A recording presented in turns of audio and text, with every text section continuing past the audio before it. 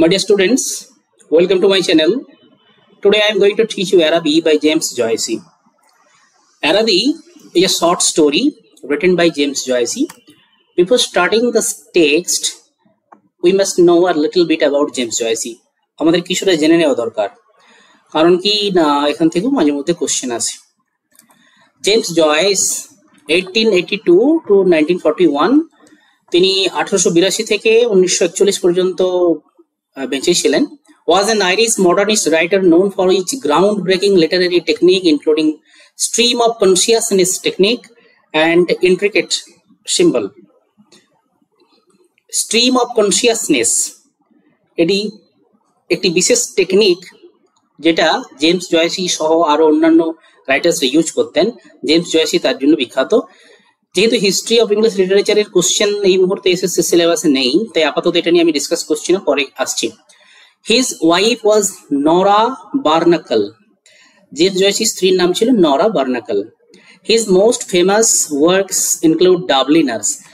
অ্যারাবি Dubliners থেকে নেওয়া হয়েছে। এই ডাবলিনার্স যে বইয়ের নাম, এখান থেকে নেওয়া হয়েছে Araby, last text, short story. A portrait of the artist as a young man, এটাও একটা বইয়ের নাম। ইউলিসিসটা আমি অন্য কালারে দিয়ে রেখেছি, তার কারণ আমরা জানি ইউলিসিস একটা কবিতা আছে, কিন্তু এই ইউলিসিস একটি টেক্সট, একটি প্রোজ, একটি শর্ট স্টোরি যেটা লেখা James Joyce. And Finnegans Wake. Joyce's writing often explores themes of identity. জয়েসের রাইটিং এ আমরা অনেক সময়, বেশিরভাগ সময়ই আইডেন্টিটি অর্থাৎ আমাদের যে আসল পরিচয় কি সেটা আমরা জানতে পারি। Exile and the complexities of everyday life in Dublin. Dublin কোথায়? আয়ারল্যান্ড। আয়ারল্যান্ডের capital of Ireland is Dublin. এই ডাবলিনের এভরিডে লাইফ সম্বন্ধে জানতে পারি। His novel Ulysses is considered one of the greatest and most challenging works of 20th century literature. Ulysses যে novel, সেটা 20th centuryর মধ্যে একটি চ্যালেঞ্জিং নভেল বলে মানা হয়। ওকে, এবার আমি টেক্সটটা শুরু করছি। North Richmond street being blind. So the short story, the story starts where the North Richmond Street being blind. জায়গার নাম নর্থ রিচমন্ড স্ট্রিট। জায়গাটা ব্লাইন্ড। ব্লাইন্ড মানে এখানে অন্ধ নয়, অ্যাকচুয়ালি ব্লাইন্ড মানে কালো, স্যাবি, অর্থাৎ যেখানে মোটামুটি কনজেস্টেড, খুব বেশি ঘোরাফেরা, খুব বেশি জনবসতি নেই, জায়গাগুলো অন্ধকার অন্ধকার কিছুটা। Was a quiet street except at the hour when the Christian Brothers School. জায়গাটা সাধারণত শান্তই থাকে শুধুমাত্র যখন খ্রিস্টান brother school, this is the name of A school, এই স্কুলটা যখন ছুটি হয়, set the boys, next page, free. যখন এই স্কুলটা ছুটি হয় তখন একটু হইচই গন্ডগোল হয়, চিৎকার চেঁচামেচি শোনা যায়। An uninhabited house of 2 stories।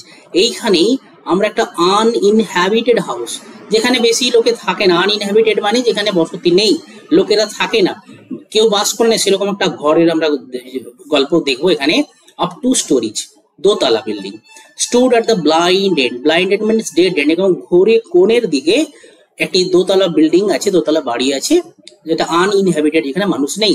Detached from its neighbours, যেটা কিনা ডিটাচ অর্থাৎ আলাদা হয়ে আছে কোথা থেকে? ফ্রম ইটস নেবার্স, অন্যান্য প্রতিবেশী। আমি আগেই বলেছি the Richmond street is not so much congested, not so much populated, এখানে খুব বেশি পপুলেশন নেই, তাই এটা ডিটাচ, ফাঁকা ফাঁকা। ইন আ স্কোয়ার গ্রাউন্ড, একটু গ্রাউন্ড স্কোয়ার টাইপের আছে, চার কোণে একটা গ্রাউন্ড আছে সেখানে। The other houses of the street conscious of decent lives within them. অন্যান্য যে সমস্ত বাড়িগুলো আছে, বাড়ি আছে মানে কি সেখানে মানুষ আছে, তারা সাধারণত এমনি ডিসেন্ট, ভদ্র জীবনযাপন করছে। Gazed at one another with brown imperturbable faces. নাকি ঘরগুলো একে অপরের দিকে তাকিয়ে আছে, কিভাবে না? ইম্পারটার্বেবল ফেসেস মানে অপলক দৃষ্টিতে, চোখের পাতা ফেলছে না এরকম। মানে অ্যাকচুয়ালি বলতে চাইছে this is a comparison as the houses are standing looking at each other, যেন ঘরগুলো একে অপর দিকে তাকিয়ে আছে। তার মানে কি, ঘরগুলো যত বড় সেই অনুপাতে সেখানকার পপুলেশন, পিপলের রেসিডেন্স নেই। The former tenant of our house, narrator বলছেন, দ্য ফর্মার টেনান্ট, আমাদের আগের যিনি ভাড়াটিয়া, টেনান্ট মানে ভাড়াটিয়া, যিনি থাকতেন, তিনি কে ছিলেন? না, প্রিস্ট, একজন পুরোহিত ছিলেন, পাদ্রী, পুরোহিত। Had died in the back drawing room, তিনি আজ আর নেই, তিনি মারা গেছেন। কোথায়? না আমাদের ঘরের পেছন দিকে যে ড্রয়িং রুমটা আছে সেখানে। Air musty from having been long enclosed, ওখানকার বাতাসটা কিছুটা স্যাঁতসেঁতে মাস্টি একটু দুর্গন্ধ টাইপের, hung in all the rooms and the west room behind the kitchen was littered with old useless papers. আর কি না আমাদের যে বিহাইন্ড দ্য কিচেন অর্থাৎ রান্নাঘরের পিছন দিকে যে রুমটা আছে সেখানে লিটার্ড মানে ছড়িয়ে ছিটিয়ে নোংরা হয়ে আছে কি ওল্ড ইউজলেস পেপার্স, কিছু পুরনো কাগজ যেগুলো ইউজলেস আজকে আর কাজে লাগছে না। Among these I found a few paper covered books. ওইগুলোর মধ্যেই আমি কয়েকটা পেপার কাভার্ড বুকস পেলাম, কাগজ টাগজ দিয়ে কভার দেওয়া আছে বুকস বই পেলাম। The pages of which were curled and damp. যে বইগুলোর পেজগুলো কার্লড মানে বেঁকে গেছে এবং ড্যাম্প, ড্যাম্প মানে স্যাঁতস্যাঁতে। দা বইগুলোর নাম কি? দ্য অ্যাবট, এটা একটা বাই ওয়াল্টার স্কট, এগুলো মনে রাখতে হবে, পরীক্ষাতে কোশ্চেন আসতে পারে। The devout communicant and the memoirs of Vidocq, তিনটা বই, the abbot by Walter Scott, devout communicant and memoirs of Vidocq. I like the last, last মধ্যে কোনটা? এটা memoirs of Vidocq, because it leaves were yellow, তার কারণ কি পাতাগুলো yellow হয়ে গিয়েছিল। কেন yellow? Due to the age of the book, age of the pages. আমরা জানি যে বইয়ের পাতাগুলো যখন পুরনো হয়ে যায় ইয়েলো কালার হয়ে যায়, ক্রিঙ্কল হয়ে যায়, কুঁকড়ে যায়, বেশি জোরে প্রেস করলে ওটা ভেঙে যায়। The wild garden behind the house contained a central apple tree. আমাদের পেছন দিকে, ঘরের পেছন দিকে যে ওয়াইল্ড গার্ডেন আছে, বুনো বাগান, মানে বাগানে সেরকম নিজেরা গাছ লাগায় না, আগাছাগুলো জন্মে আছে। Contained a central apple tree, ওর মাঝে একটা অ্যাপেল গাছ আছে, একটা ফিউ স্ট্র্যাগলিং বুশেস, এবং কিছু ছড়িয়ে ছিটিয়ে থাকা ঝোপঝাড়। Under one of which I found the late tenants rusty bicycle pump. ওইখানে জঙ্গলের মধ্যে আমি কি পেলাম না, আমার আগের যিনি ভাড়াটিয়া ছিলেন, the late tenant, it means the priest, he use to use a bicycle, সেই বাইসাইকেলটা মানে পড়ে আছে ভাঙা অবস্থায়, মরিচা অবস্থায় জঙ্গলে পড়েছে। So this is actually the scenes of the house of the narrator. He had been a very charitable priest. He means সেই priest, the late tenant, charitable priest, এমনিতেই priest পুরোহিত, তার প্রধান ধর্ম চ্যারিটি করা, তবুও সবাই তো হয় না, তিনি চ্যারিটেবল প্রিস্ট ছিলেন, খুব ভালো ছিলেন এবং তিনি দান ধ্যান করতেন। In his will he had left all his money to institutions and the furniture of his house to his sister. তিনি যখন মারা যান তার সমস্ত মানি তিনি ডোনেট করে দিয়ে গেছেন কোথায়? ইনস্টিটিউশনসকে, চ্যারিটিতে দান করে দিয়েছেন, এবং যে সমস্ত ফার্নিচার্স গুলো ছিল সেগুলো কাকে দিয়ে গেছেন? টু হিজ সিস্টার, তার বোন যে ছিল তাকে দান করে গিয়েছেন। When the short days of winter came, যখন শীতকালের কম দিন, ছোট্ট দিনগুলো যখন আসতো, শীতকালে দিনের পরিমাণটা একটু কম হয়, the length of the daytime is less, came dusk, dusk মানে গধূলি বেলা, সন্ধ্যা এবং দিনের মধ্যে যে সময়টা ডাস্ক, টুইলাইট বলা হয়, ডাস্ক অর টুইলাইট, এই সময়টাতে fell before we had well eaten our dinners, ওই সময়ই আমরা আমার খাওয়া খেয়ে নিতাম। বিভিন্ন দেশে বিভিন্ন রকমের তাদের কালচার থাকে, তো সে কারণে সেই সময় তারা খেয়ে নিত।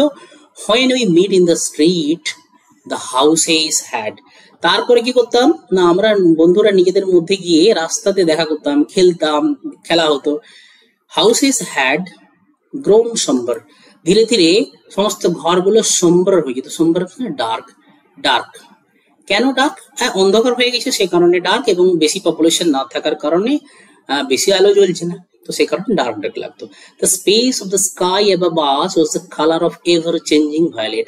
আর উপরের দিকে আকাশটার দিকে তখন তাকিয়ে দেখি না, আকাশটা তখন রং বদল করছে, অর্থাৎ during the time of the dusk the some type of the tinging color of the sun rays stays in the environment in the sky, which is used here as the violet.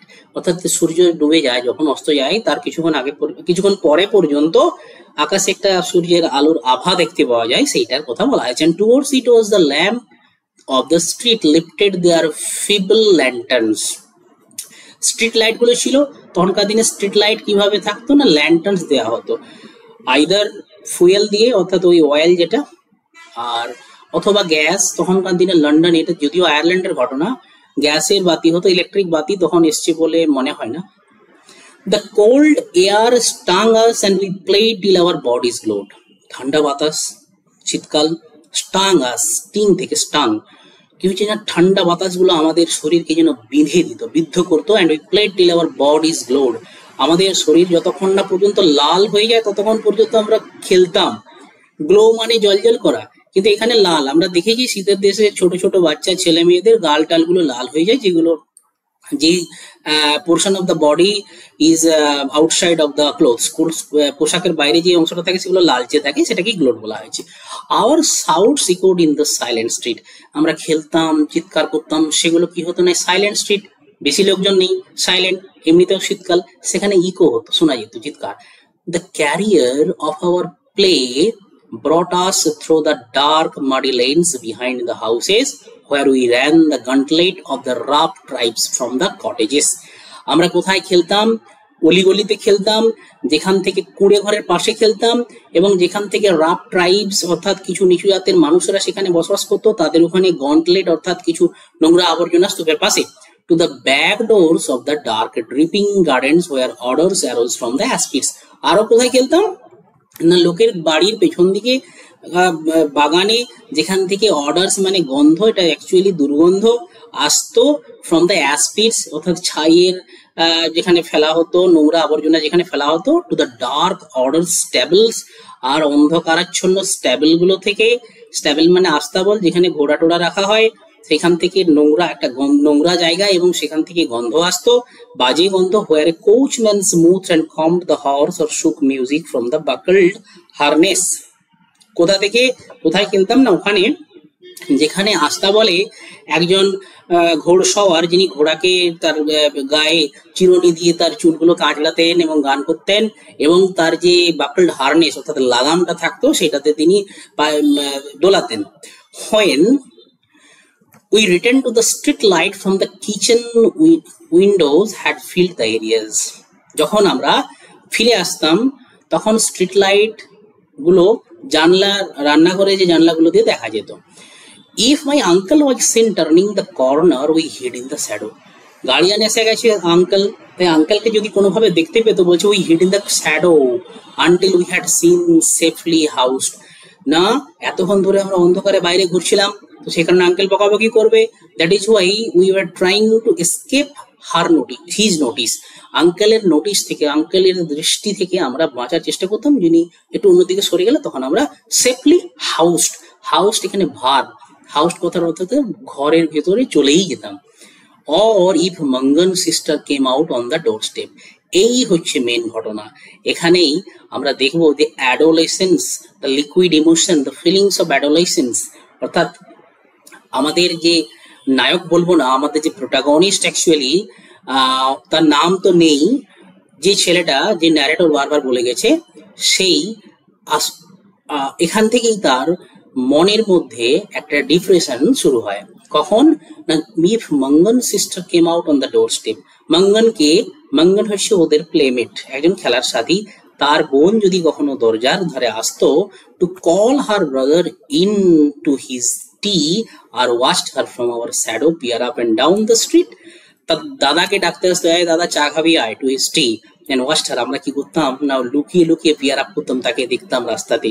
We waited to see whether she would remain or go in, and if she remained we left our shadow. আমরা লুকিয়ে দেখতাম ও আছে কিনা, যদি দেখতাম যে ও নেই, তখন আমরা কি করতাম, walked up to Mangan steps resignedly. আমরা কি করতাম না, মঙ্গনের যে বাড়ির সামনে রেজাইনেডলি অর্থাৎ ইচ্ছুক ভাবে আমরা যেতাম। She was waiting for us. ওই মেয়েটা, Mangan's sister, she was waiting for us, তারও কিছুটা ইচ্ছা ছিল, সেও অপেক্ষা করত যে তার দাদার খেলার সাথীরা, দাদার বন্ধুরা তার সাথে কথা বলুক। এটা হচ্ছে লিকুইড ইমোশন। উভয়েই, অর্থাৎ এই যে ছেলে আমাদের ন্যারেটর এবং এই মেয়ে, এরা উভয়েই অ্যাডোলেসেন্স পিরিয়ড, টিন এবং অ্যাডাল্টের মাঝের যে পিরিয়ডটা অ্যাডোলেসেন্স পিরিয়ড, তাই নিজেদের মধ্যে অপোজিট জেন্ডারের প্রতি যে attraction to the opposite gender is common to all, সেটা এখানে দেখানো হয়েছে। Her figure defined by the light from the half of উইন্ডোর। ও দরজাটা হালকা করে খোলা থাকতো অর্ধেকটা, সেখান থেকে ওর ছায়াটা দেখা যেত, কি কি পোশাক পরে আছে বা তার চেহারাটা কোন ছায়া দেখেই তাদের অনুভূতি হয়ে যেত। Her brother always teased her before he obeyed and I stood by the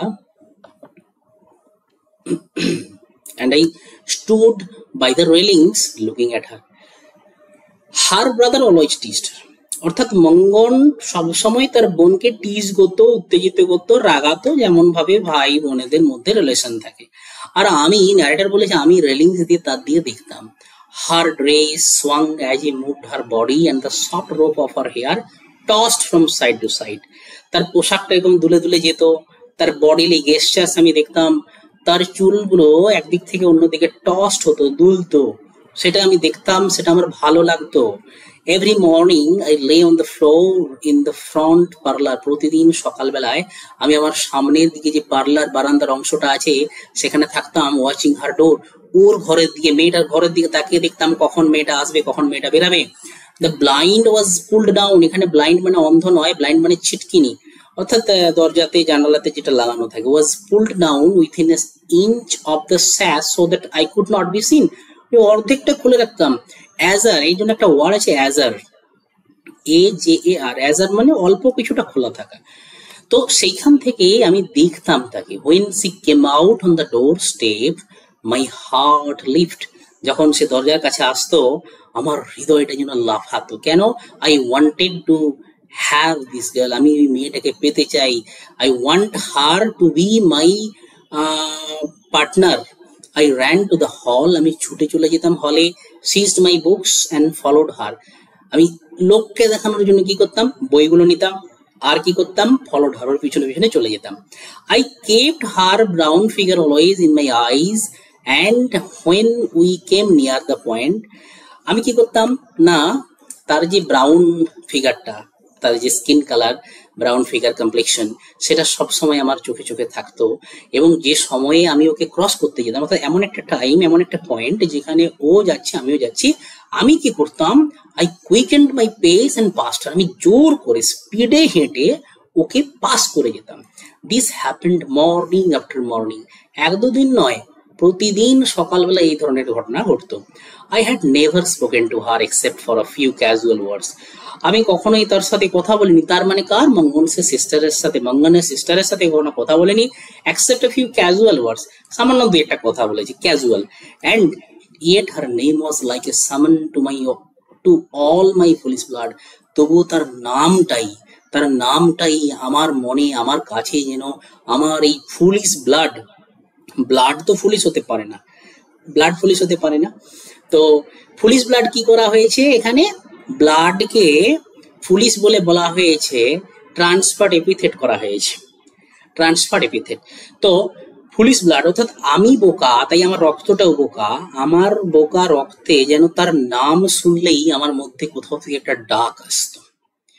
বিরহ, প্রেমিকার ব্যাপার, ওয়ান সাইডেড লাভ, আনরিকুইটেড লাভ, অপ্রত্যর্পিত ভালোবাসা। একজনের মনে ইচ্ছা, আরেকজনের মনে ইচ্ছা আছে কিনা, সে পারমিশন দেবে কিনা সেটা সে জানে না, সে কারণে সে বলেছে যে ওর নাম শুনলেই আমার শরীরে, আমার মনে, আমার পুলিশ ব্লাডে যেন কেউ একটা ডাক দিত, টান দিত। This is the feelings of an adolescent and this is generally known as a liquid emotion. Her image accompanied me even in places the most hostile to romance.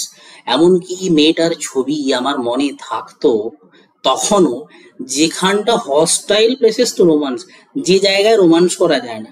গ্রীষ্মকালে 40 ডিগ্রি তাপমাত্রায় খোলা মাথায় রাস্তায় দাঁড়িয়ে আছি, রোদ্রে, হিরো দাঁড়িয়ে আছে, তার মনে তখনও হিরোইনের ছবি আসছে। So this is the actual the hostile situation to romance. ওই রকম রোদ্রুতে দাঁড়িয়ে ঘেমে প্রচন্ড তাপে সেখানে রোমান্স করা যায় না, কিন্তু সেখানেও তাতেও তার মনে তার প্রেমিকার ছবি, তার অর্ধাঙ্গিনীর ছবি আসতে থাকে। তো সে কারণে সেটাকে বলেছে মোস্ট হস্টাইল সিচুয়েশনেও ওর ছবি আমার মনে আসতো। অন স্যাটারডে ইভিনিংস, প্রতিদিন শনিবার সন্ধ্যাবেলাগুলোতে, when my aunt went marketing I had to go to carry some of the parcels, কাকিমা বাজার করতে যেত আর আমি কাজের লোকের মতো পার্সেলগুলো বইতে যেতাম। We walked through the flaring streets, রাস্তায় আলো জলজল করছে সেই জায়গাগুলোতে আমি যেতাম, ফ্লেয়ারিং মানে ঝলমলে আলো। Jostled by drunken men and bargaining women, রাস্তাতে জসল্ড বাই ড্রাঙ্কেন মেন, কিছু মাতাল নেশা খেয়ে ধস্তাধস্তি করছে, জসল মানে লড়াই ঝগড়াঝাঁটি, বার্গেনিং ওমেন কিছু মহিলা দরদাম করে যাচ্ছে। দোকানদার বলেছে 200 টাকা, মহিলা বলছে না আমি 20 টাকা দেবো, এই নিয়ে বার্গেনিং চলছে। Amid the কার্সেস of the labourers, এবং ওখানে লেবারার্স কিছু শ্রমিক, তাদেরকে হয়তো কাজ করিয়ে তাদের মালিক কম বেতন দিচ্ছে, কম পয়সা দিয়েছে, তো সে কারণে তাদের ঝগড়াঝাঁটি চলছে, রাগারাগি। The shrill litanies of the shop boys who stood on guard by the barrels of big sticks, the nasal chanting of the street singers.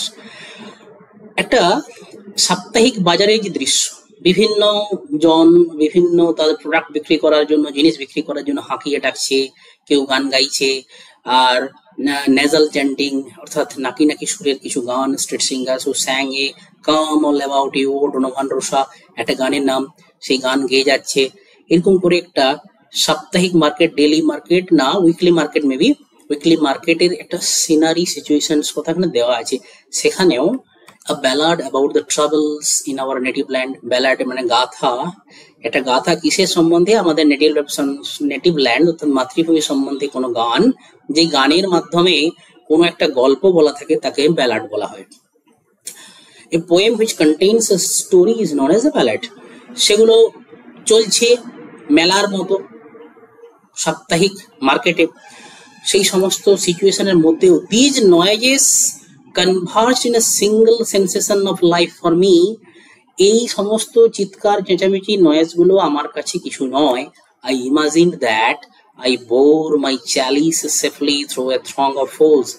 তো আমার মনে হয় যেন আমি সেই যীশু খ্রিস্টের যে শেষ বেলাকার খাওয়ার যে পাত্র চালিস, এটা হচ্ছে বিবলিক্যাল ইমেজ আছে এখানে, বিবলিক্যাল ইমেজারি চালিস। যীশু খ্রিস্ট তার 12 জন শিষ্যের সাথে শেষ যখন খেয়েছিলেন লাস্ট সাপারের যে পাত্রটা, তাকে চ্যালিস বলা হয়। তো এখানে the narrator, the boy said that I am trying to save my chalice safely from the throng of foes. Why? Because here the chalice is the name and image of this girl, I mean the Mangan sister. Throng of foes. Who are the throng of foes? Here throng of foes is the noises made by the different sellers and different persons doing some activities in this market. Her name sprang to my lips at moments in strange prayers and praises which I myself did not understand. Her name sprang to my lips. তার নাম আমার মুখে এলেই আমার মধ্যে একটা অদ্ভুত অনুভূতি চলে আসে, which I myself did not understand, যেটা আমি নিজেই বুঝতে পারি না। My eyes were often full of tears. I could not tell why. ব্র্যাকেটে দেওয়া আছে, বলছে আমার চোখগুলো প্রায় জলে ভরে যায়, আমি জানি না কেন। And at times a flood from my heart seemed to pour itself into my bosom. এবং কিছু কিছু সময় যেন মনে হয় আমার হৃদয় থেকে কিছু জিনিস একটা আমার অন্তরঙ্গ অন্তঃস্থল মনের মণিকোঠায় ভেসে যাচ্ছে। I thought little of the future. আমি ছোট মানুষ, অর্থাৎ ইয়াং হয়নি এখনো, অ্যাডোলেসেন্ট, তাই তাদের ভবিষ্যতের কোন রকম চিন্তা থাকে না, liquid emotion. I thought little of the future. I did not know whether I would ever speak to her or not. বলছি আমি জানি না কখনো আমি মঙ্গনের বোনের সাথে কথা বলতে পারবো কি পারবো না। If I spoke to her, how could I tell her of my confused adoration? যদি আমি কথা বা বলেও থাকি কোনোদিন, আজ আমি confused, I am not able to actually speak and actually adore her beauty. তার সৌন্দর্য কতটা আমি প্রশংসা তার সামনে করতে পারছি না, তাই আলতো আলতো করে আমি কিভাবে তাকে বলবো। But my body was like a harp and her words. আমার হৃদয়, আমার বডি, আমার শরীর একটা হার্প মতো, বিনার তারের মতো, এবং যেটা কিনা and her words, এবং তার যে ভাষাগুলো, কথাগুলো, and gestures were like fingers running upon the waves. এখানে একটা ইমেজারি আছে, ইমেজারি কি ইমেজারি না, someone is playing the harp, বীণা কেউ বাজাচ্ছে, বীণা আমার বডি, তার ভাষা, তার যে গেস্টার অঙ্গভঙ্গি, সেগুলো আঙ্গুলের মতো, আঙ্গুল দিয়ে যেরকম বীণা বাজানো হয় সেরকম ভাবে। তার মানে কি বলেছে না, ও যেন আমাকে দোলাচ্ছে, ও যেন আমার মধ্য থেকে ফিলিংসটা বের করেছে। খুব সুন্দর একটা ইমেজারি, পরীক্ষায় আসতে পারে। One evening I went to the back drawing room. একদিন সন্ধ্যেবেলায় আমি আমাদের ড্রয়িং রুমের পেছন দিকটাতে গেলাম, in which the priest had died, যেখানে প্রিস্ট মারা গিয়েছিল। It was a dark rainy evening and there was no sound in the house. বৃষ্টি হচ্ছিল, অন্ধকার, কোনো শব্দ নেই বাড়িতে। Through one of the broken panes, জানলার একটা ভাঙা কাঁচ দিয়ে I heard the rain impinge upon the earth. আমি শুনলাম যে বৃষ্টি টপ টপ টপ টপ করে মাটিতে পড়ছে। The fine incessant needless of water. অবিশ্রান্ত, incessant mean অবিশ্রান্ত, not stopping, continuous, needles, সূচের মতো যেন বৃষ্টিগুলো পড়ছে, water প্লেইং দ্য সডেন বেডস, অর্থাৎ এই যে বেড, বেড মানে নিচের ল্যান্ডকে বোঝানো হয়েছে, মাটিকে বোঝানো হয়েছে, সেখানে সরাসরি এসে যেন গেঁথে যাচ্ছে বৃষ্টি। Some distant lamp or lighted window gleamed below me, আমি দূরে দেখলাম যে কোথাও থেকে একটা জানলা দিয়ে আলো দেখা যাচ্ছে। I was thankful that I could see so little. All my senses seemed to desire to veil themselves and feeling that I was about to slip from them. আমি ধন্যবাদ জানাই যে আমি ওটা অল্প কিছুটাই দেখতে পেয়েছিলাম, কারণ কি না আমার শরীরের সমস্ত সেন্সগুলো, আমার মনের সমস্ত সেন্স ধারণাগুলো যেন মনে হচ্ছিল যে নিজেদের মধ্যে ভেল মানে অবগুণ্ঠন বা ঘুমটা দিয়ে রেখেছে, অর্থাৎ ফিলিংস গুলো ঠিকঠাক ভাবে আসছে না। I press the palms of my hand, মানুষ যখন নার্ভাস হয়ে যায় তখন সে হাতে হাতে প্রেস করতে থাকে, সেরকম আমি press the hand together until they trembled murmuring oh love many times. So this is the pangs and sufferings of an unrequited lover. The boy is not able to express his feelings to the girl, that is why he is so much depressed and he is not able to express the feelings. তাই তার মনের মধ্যে একটা বিশাল বড় একটা ঝড়ের সৃষ্টি হয়েছে, আন্দোলনের সৃষ্টি হয়েছে, মনে মনেই কষ্ট করে বলছে oh love many times. হে প্রিয়া হে প্রিয়া হে প্রিয়া, এভাবে তার বলার মধ্যে একটা চেষ্টা হচ্ছে, ইচ্ছা হচ্ছে, কিন্তু সেটা সফল হচ্ছে না। This is the tendency of the liquid emotion, this is the tendency of the adolescence, this is the tendency of the adolescence period to like each other, like the opposite genders. It is natural, it is common. Okay, এই ক্লাসে এতটাই পর্যন্ত। এরপরে অপেক্ষা করো, এরপরে চ্যানেলটা subscribe করে রাখো এবং আমি নেক্সট এপিসোড আনছি। Thank you.